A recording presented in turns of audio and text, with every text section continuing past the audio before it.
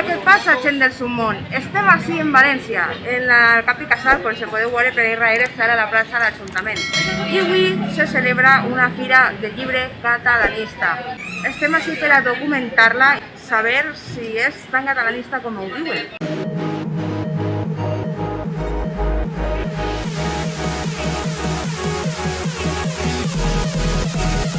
Què passa, gent del submón? Què passa, gent del submón? Benvinguts al submón de Juan i Patri!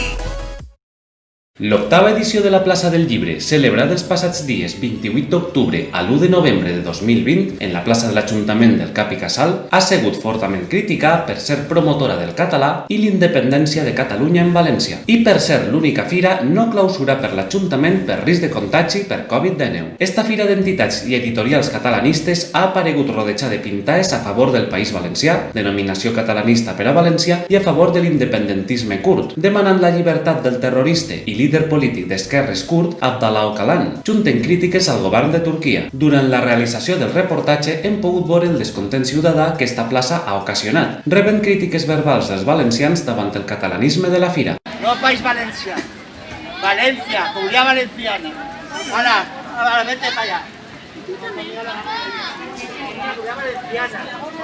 Les presentacions i lectures de llibres s'han fet dins del concepte catalanista del País Valencià, mencionant-lo directament i trobant-se múltiples referències directes a ell, com la de preservar i potenciar la seva cultura, referint-se a la cultura catalana. És important defensar la cultura en un moment com aquest. Entre els llibres en venda se podien trobar crítiques i burles contra la monarquia borbònica, treballs sobre els països catalans de Joan Fuster i altres escriptors, sobre la mort de Guillem Agulló, sobre polítics d'esquerres valencians associats al catalanisme, com Ximo Puig o Mònica Oltra, la qual presenta en persona el seu propi llibre en la fira, sobre polítics independentistes catalans com Carles Puigdemont, o de temàtica republicanista espanyola, anarquista, catalana i catalanista, a part d'un gran número de títols infantils i juvenils en català. El públic ha sigut escàs i la conclusió de la crítica és que l'Ajuntament de València valora més la promoció del nacionalisme català que la seguretat o que les demés fires i celebracions que s'hi han sigut clausurades. No oblides donar-li m'agrada al vídeo, compartir-lo i subscriure't al canal per estar atent a futurs reportatges. Comenta-nos què t'ha paregut este reportatge, però sobretot... No te baixes del submón!